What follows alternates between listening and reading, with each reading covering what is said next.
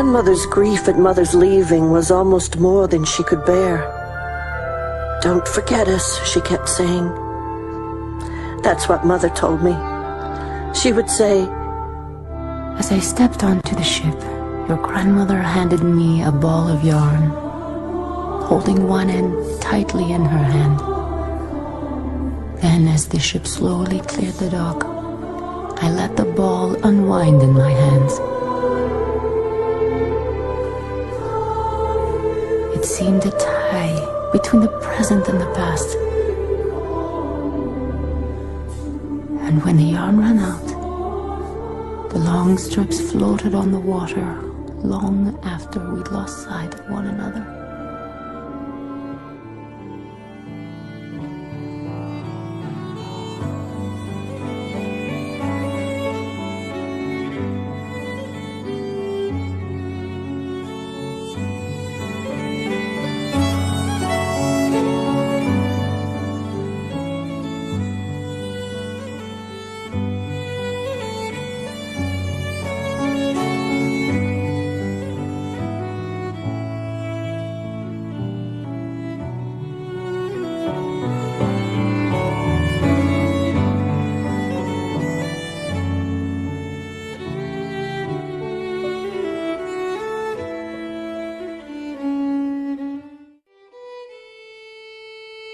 America is a nation of immigrants who arrived with dreams of freedom and opportunity.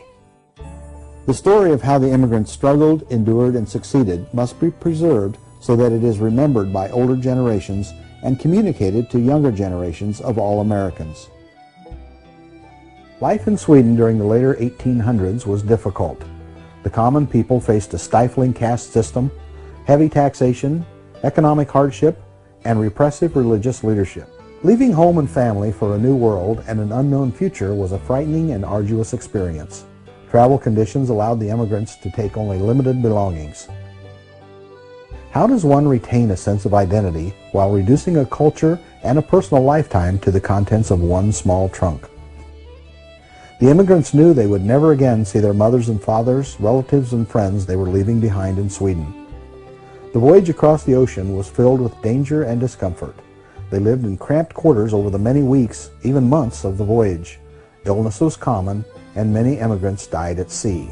The dream of owning their own land was uppermost in the hearts and minds of the immigrants, and the glowing reports from the earliest settlers helped many immigrants overcome hardships and discouragement to become landowners in America. Commitment to the family characterized the Swedish-American community. They provided for the extended family, caring for the elderly, and drawing together with relatives in times of need. The community accepted responsibility for the orphaned and for families who found themselves in poverty.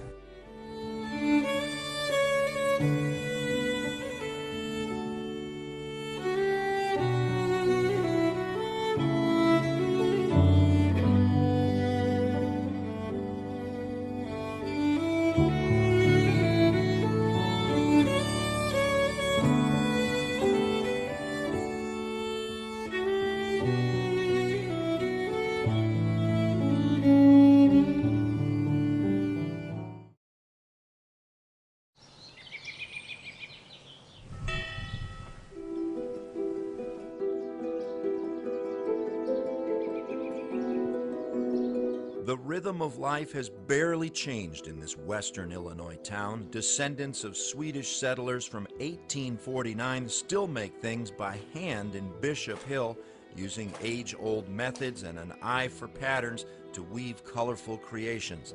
It's a devotion that's been passed down for generations. They were hard-working people, and they were had a very simple lifestyle.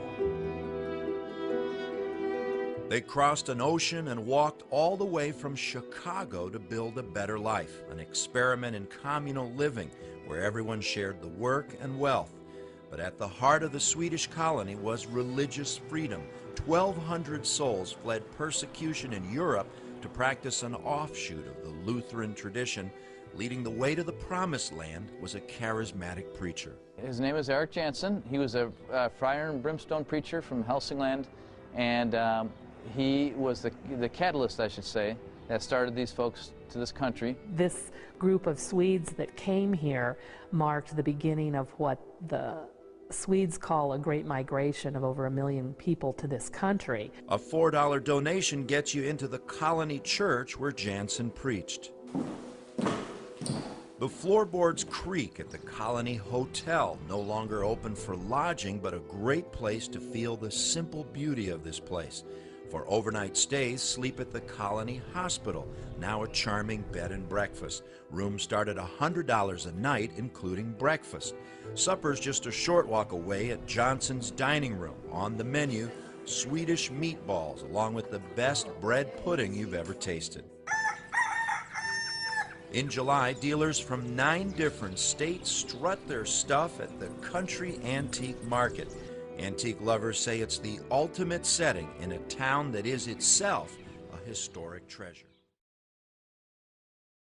Mel Coleman, welcome. That's how they say it here in Bishop Hill.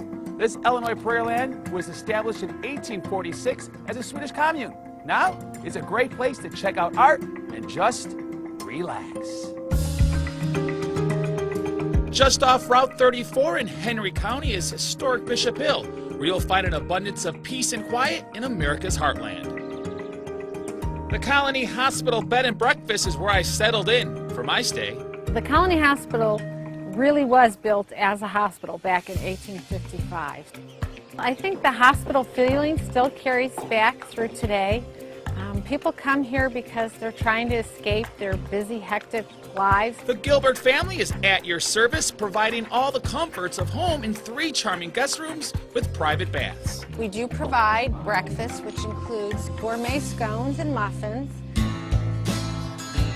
I'm starving, so it's time for me to fill up at the filling station, where you can have breakfast and lunch every stinking day. And that's what brings in the locals for Swedish pancakes or tasty lunch specials. We like to treat people like family, and I don't wait on my family, so if you want a cup of coffee, you should get up and get it. Now, there's not a lot of restaurants here in Bishop Hill. Only a few good ones, like here at the filling station. And these Swedish pancakes are talk of the town.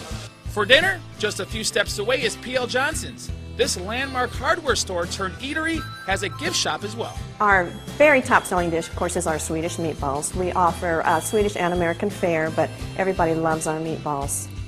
Our most famous desserts is our Swedish rye bread pudding, and then we add a delicious homemade caramel sauce to it. My farmor, which means grandmother in Swedish, Britt Nilsson, makes great Swedish meatballs. Let's see how these compare. Sorry, Grandma. These are good. Designated a National Historic Landmark, the town was first settled by Eric Jansen and his followers, who found religious freedom on the Illinois prairie. The Bishop Hill Museum offers you a glimpse of the past, courtesy of American folk artist Olaf Krantz, who fondly illustrated his boyhood home. He began to paint his memories of his communal childhood here. So his paintings show us how they did their work, what their faces looked like, even how the village looked at that time. Bishop Hill is the smallest municipality in the state of Illinois with only 132 people. And this is one of their oldest buildings, the Gallerian. Let's check it out. Among a variety of gifts, prints by Olaf Krantz and Swedish artist Carl Larsson are available for purchase at the gallery. And just a lot of interesting pieces of art and stationery, bookmarks, little, knickknacks that you can take with you. Everything's art related, and also some antiques. If you're in the market for unique gifts, the Feather Nest at Windy Corner Farms is where you'll see egg decorating take on a whole new meaning. It's referred to as egg carving. I have partridge eggs and quail eggs, everything that could be found in a barnyard in Henry County, Illinois.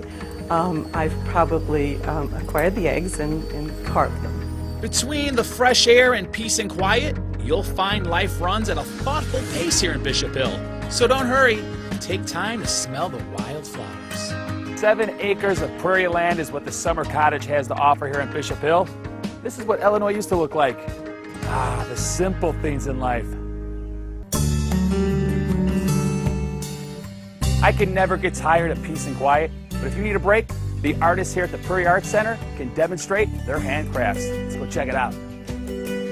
Among the craftsmen and women in the Prairie Arts Center, you'll find Jeff Gord, the Colony Potter. I'm a functional potter.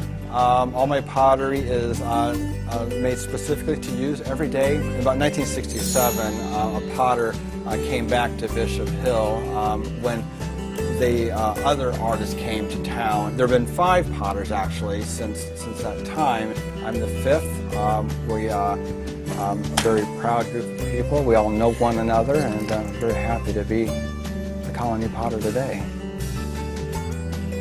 So that's Bishop Hill. A lot of art, a lot of heritage, but most of all, a lot of relaxation.